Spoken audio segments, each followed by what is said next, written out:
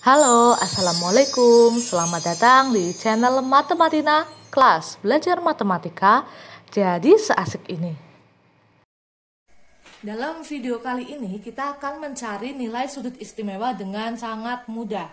Kita mulai dulu dari kuadran. Kita ingat kembali. Di sini ada kuadran ya. Ini adalah kuadran 1. Ini adalah kuadran 2. Ini adalah kuadran 3. Ini adalah kuadran 4. Oke. Kuadran 1 kita mulai dari 0 derajat sampai 90 derajat.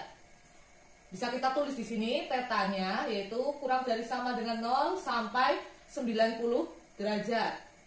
Kuadran 2 dimulai dari 90 derajat sampai 180 derajat.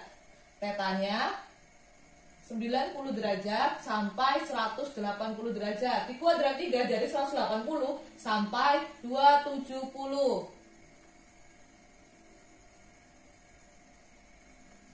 Di kuadran 4 dari 270 derajat sampai 360 derajat. Kita bisa tulis di sini.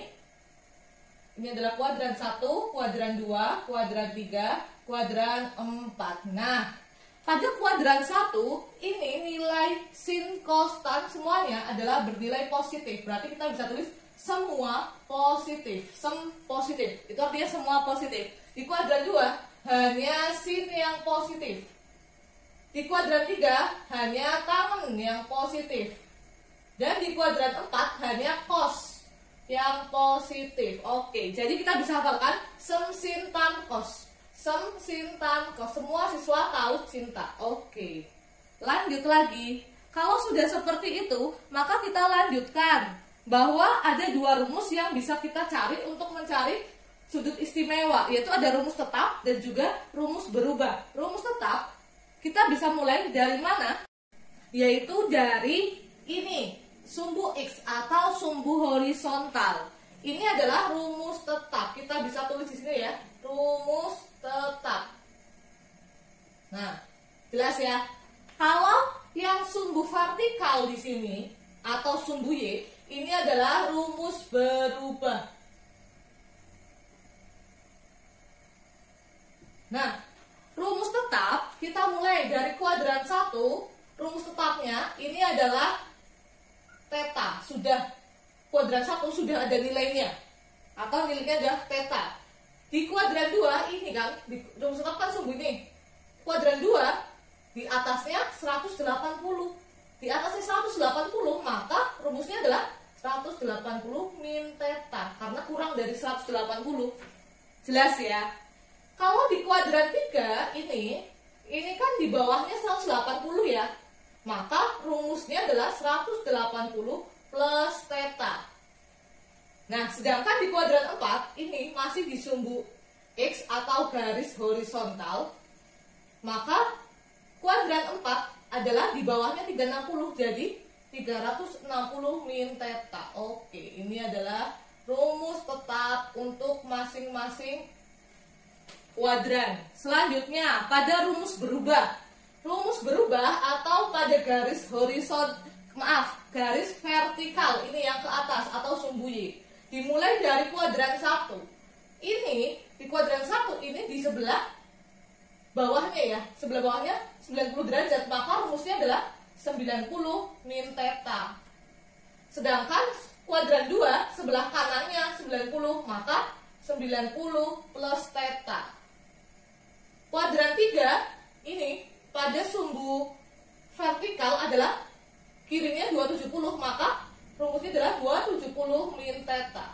Sedangkan yang sebelah kanan berarti 270 plus theta. Nah, ini adalah rumus berubah. Oke. Rumus berubah nanti yaitu akan membedakan, ada rumusnya sendiri, dan ini juga biasa digunakan untuk menyelesaikan persamaan trigonometri, atau bisa juga untuk membuktikan suatu rumus. Nah, sudah, kita lanjut pada sudut istimewa ya.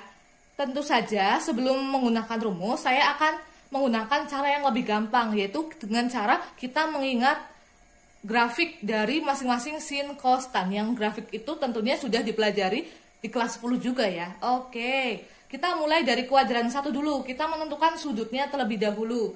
Nah, di kuadran 1 sudah jelas, kalian pasti sudah hafal berapa saja sudutnya, yaitu ada 0 derajat, 30 derajat, 45 derajat, 60 derajat, dan juga 90 derajat. Paham ya? Oke, kita lanjut ke kuadran 2. Nah, dari kuadran 1 kita bisa lihat polanya, yaitu ini, tambah 30, tambah 15, tambah 15, tambah 30, ya kan? Di kuadran 2 juga sama, yaitu tambah 30 dulu, 90 tambah 30, 120, tambah 15, 135, tambah 15, 150, tambah 30, 180. Ini kuadran 2, batasnya adalah 180 derajat. Oke, kita lanjut ke kuadran 3. Di kuadran 3, ini kan 180 ditambah 30, berapa? 210. Oke, saya lupa pakai derajat ya. 210 tambah 15, 225 derajat, tambah 15, 240 derajat, tambah 15, tambah 30, 270 derajat. Oke, batasnya adalah 270 derajat. Lanjut di kuadran 4, berarti tambah 30, kita mulai dari 300 derajat, tambah 15, 315 derajat, tambah 15, 330 derajat, tambah 30, 360 derajat. Nah, ini adalah sudut istimewa dari kuadran 1 sampai kuadran 4. Selanjutnya, kita mencari dulu nilai sin konstan di kuadran 1. Oke, kita mulai dari sin. Sin itu dimulai dari 0. Jadi, sin 0 adalah 0 di sini.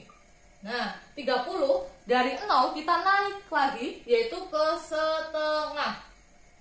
45, sin 45 naik lagi dari setengah, berapa? Setengah akar 2. Lanjut lagi 60, sin 60, maka naik lagi setengah akar 3. Oke. Lanjut lagi, sin 90 paling pol atau paling pucuk adalah 1. Oke, nilainya itu 0, setengah, setengah akar 2, setengah akar 3, 1. Kalian harus hafal. Nah, kalau lupa bagaimana? Yaitu kalian ingat, ini adalah nilainya setengah semuanya. Yaitu dimulai dari ini, setengah akar 0, setengah akar 1, setengah akar 2, setengah akar 3, setengah akar 4. Nah, akar 0 kan pasti 0 kan? Setengah kali 0 jelas 0. Yang terakhir, setengah akar 4. Akar 4 berapa? 2. 2 kali setengah, 1. Paham ya? Oke, kalau begitu kita lanjut ke cos. Nah, kalau cos itu kebalikannya sin. Ini kebalikannya, maka kalau cos dimulai dari 1. Kemudian lanjut cos 30 berarti ini kebalikannya setengah akar 3. Turun ya. Terus turun lagi setengah akar 2. Oke, turun lagi jadi setengah. Turun lagi 0. Paham? Paham. Lanjut kita ke tan. Nah, masih ingat kemarin yaitu bahwa kalau ada tangen, tan theta itu berarti adalah sin theta per cos theta. Oke, maka kita tinggal cari tangan, yaitu dari sin per cos. Maka sin 0, 0 bagi 1 berapa? Jelas 0. Setengah dibagi setengah akar 3, kita bisa cari di setengah dibagi setengah akar 3. Maka dicoret, dicoret. Nah, akar boleh di bawah, tidak boleh, haram hukumnya kalau ada akar di bawah. Maka kita harus kalikan dengan akar sekawannya, yaitu akar 3 per akar 3. Oke, 1 kali akar 3, 1 akar 3. Akar 3 kali akar 3, akar kalau sama maka akarnya hilang, jadi per 3. Oke, jadi setengah dibagi setengah akar 3 adalah 1/3 akar 3. Lanjut, tangan 45, maka sin per cos setengah akar 2 dibagi setengah akar 2 berapa? 1. Lanjut lagi, tangan 60, setengah akar 3 dibagi setengah. Nah, kalau ini setengah akar 3 dibagi setengah, coret, coret. Nah, akar 3, akar boleh di atas? Boleh. Jadi jawabannya akar 3. 1 dibagi 0 yaitu tak terdefinisi, atau kalau kita tulis di sini adalah tak terhingga. Oke, jelas ya? Saya lanjutkan untuk mencari di kuadran 2, 3, dan 4. Kita gunakan grafik sin cos tan. Maaf, saya tidak pakai penggaris ya. Kalian harus menggunakan penggaris. Oke, masih ingat ya grafik sin dulu. Kita bikin grafik sin. Nah, grafik sin dimulai dari sini, dari 0. Seperti ini ya grafik sin ya. Grafik sin ini dimulai dari 0, ini adalah sin 0, kemudian di sini adalah 90 dengan nilainya sin 90 adalah 1, ini pucuknya di 1. Oke, nah. Kemudian ini berarti 180, ini adalah pucuk bawahnya berapa? Min 1, oke, ini berarti 270 dan juga ini adalah 360. Ini selalu tambah 90, 90, 90, 90, paham? Nah, ini tadi kan sudah sampai 90 ya kan? Pasti turun lagi. Maka kita bisa langsung nilai ini 120, kita turun lagi dari 1 turun lagi. Jadi di setengah akar 3 ini turun sih? Ya, turun. Kemudian turun lagi jadi setengah akar 2. Turun lagi setengah. Turun lagi 0. Oke, nah. Sisa 90 0. Kemudian habis dari 0 turun, masih turun ya. Ini yaitu berapa? 0 turun lagi berarti min setengah. Kemudian turun lagi min setengah akar 2. Turun lagi min setengah akar 3. Ini dan paling pol turunnya min 1. Oke. Kemudian di kuadran 4. Nah, habis turunnya naik lagi ya. Nah, dari min 1 agak naik berarti min setengah akar 3. Naik lagi min setengah akar 2. Naik lagi min setengah. Dan langsung ke 0. Oke. Dan kelihatan di sini sin itu adalah ini semua positif dan di kuadran 2 yang positif. Ini juga. Ini adalah kuadran 1 dan kuadran 2 yang positif. Kuadran 3 dan 4 sinnya nilainya negatif. Oke, jelas? Lanjut, kita ke grafik cos. Maka kalau grafik cos yaitu dimulai dari 1, dari atas di sini. Nah, di sini yaitu cos 0, kemudian tambah 90, tambah 90 di sini. Berapa ya? 180 tambah 90 lagi, 270 tambah 90 lagi. 360. Oke. Ini atasnya, pucuk atas 1, pucuk bawahnya adalah min 1. Oke, yang rapi ya kalian ya. Kalau kita ke 120, pasti sini ya, bawahnya 0. Berapa bawahnya 0? Yaitu min setengah. Turun lagi, min setengah akar 2. Turun lagi, min setengah akar 3. Paling pol, min 1. Atau kalau enggak, cos kan selalu kebalikan sin ya. Jadi ini kan setengah akar 3, pasti balikannya setengah akar 2 sama. Ini akar 3, kebalikannya. Nah, sudah kita naik ke 210, berarti di sini ke min setengah akar 3, naik lagi min setengah akar 2, naik lagi min setengah, dan di sini adalah 0. Oke, 270 adalah 0. Oke, lanjut kuadran 4. 300 berarti 270 naik ya. Naik ke setengah, naik lagi ke setengah akar 2, naik lagi setengah akar 3, dan pol adalah 1. Nah, kita juga bisa lihat di kuadran berapa saja nilai cos yang positif, yaitu kuadran 1 dan kuadran 4 sama di sini. Kuadran 1 semua positif dan kuadran 4 hanya cos yang positif. Paham?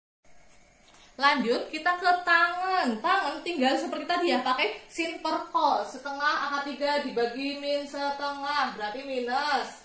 Berapa ya? Akar 3. Oke, ya kan? Setengah akar 2 dibagi min setengah akar 2, berarti min 1. Setengah dibagi min setengah akar 3, berarti min sepertiga akar 3. 0 dibagi min 1 adalah 0. Jadi ingat, kalau 0-nya di atas, maka pasti jawabannya 0. Min setengah dibagi min setengah akar 3. Berapa? Positif ya. Sepertiga akar 3. Min setengah akar 2 dibagi min setengah akar 2. Positif 1. Min setengah akar 3 dibagi min setengah. Positif akar 3. Min 1 dibagi 0. Tak terhingga. Lanjut kuadran 4. Min setengah akar 3 dibagi setengah. Minus akar 3. Min setengah akar 2 dibagi setengah akar 2. Min 1. Min setengah dibagi setengah akar 3, minus sepertiga akar 3. 0 dibagi 1, 0. Oke, kita sudah mendapatkan nilai sin konstan dari kuadran 1 sampai kuadran 4. Nah, ada yang istimewa di sini. Kita lihat sin dan cos. Ketika belakangnya ada 5-5-nya, nah, ya kan? Pasti sama nilainya, itu setengah akar 2. Setengah akar 2. Nah, kalau di tangan istimewanya, kalau yang ada 5-5-nya pasti 1. Tapi itu positif negatifnya bergantung dia di kuadran berapa. Tangan kita bisa lihat yang positif adalah kuadran 1 dan juga kuadran 3. Ini 1 dan 3. Oke, kita lanjutkan. Sekarang bagaimana jika menggunakan rumus? Kita pakai rumus tetap dulu ya. Rumus tetap. Kita coba mencari nilai cos 240. Ini cos 240 berapa? Min setengah ya. Oke, kita gunakan rumus tetap. Kita lihat cos 240 itu berada di kuadran berapa? 1, 2, 3 atau 4? Jelas 240 itu ini di sini di antara 180 dan juga 270. Berarti di kuadran 3. Kita tulis di sini kuadran 3. Maka jika di kuadran 3, 1, 2, 3, kuadran 3 rumus tetap adalah rumusnya 180 plus theta. Nah, dikatakan rumus tetap, kalau di sini cos, maka di sini tetap cos. Nah, rumusnya adalah 180 plus theta. Oke, kita bisa cari yaitu cos 180 plus berapa tetanya biar jadi 240. 180 ditambah 60, betul sekali. Maka kita bisa langsung cari, karena rumus tetap, maka tetap saja cos. Nah, yang ditulis dari ini saja, nilai tetanya berapa? 60 derajat. Nah, kita harus hafal kuadran 1. Cos 60 derajat itu berapa? Cos 60 setengah. Sudah selesai belum? Kita kembali lagi, ini adalah kuadran 3 di sini. Kuadran 3 nilai cos adalah negatif, karena yang positif adalah hanya tangan, maka ditambahin min. Benar, cos 240 min setengah. Oke, betul ya, ini. Paham? Contoh lagi Bu, boleh? Boleh. Contoh lagi, mau berapa? Kita coba tangan ya. Oke, tangan 225. Nah, oke, kuadran berapa 225? Kuadran 3. Kita tulis ini ya, di sini ya. 225 kan kuadran 3. Kuadran 3 berarti kita tulis rumusnya, rumusnya sama. Berarti 180 plus theta. Atau kita ganti aja ya, ganti. Boleh, mau berapa ya? Pakainya yang tangan 315 Bu, boleh, tangan 315. Maka rumusnya adalah, ini kuadran berapa? Jelas kuadran 4. Nah, kuadran 4 rumusnya adalah 360 min theta. Ini kuadran 4. Nah, berarti kita bisa tulis tangan 360 dikurangi berapa? Biar jadi 315 dikurangi 45. Oke, maka kita bisa tulis tangan 45. Berapa tangan 45? Tangan 45 adalah 1. Nah, ini tadi di kuadran 4. Di kuadran 4 apa yang positif? Cos. Berarti tangan adalah negatif. Berarti tangan 315 adalah min 1. Betul? Ini betul ya? Oke, jelas ya? Nah, sekarang kita ke rumus berubah. Bagaimana rumus berubah itu?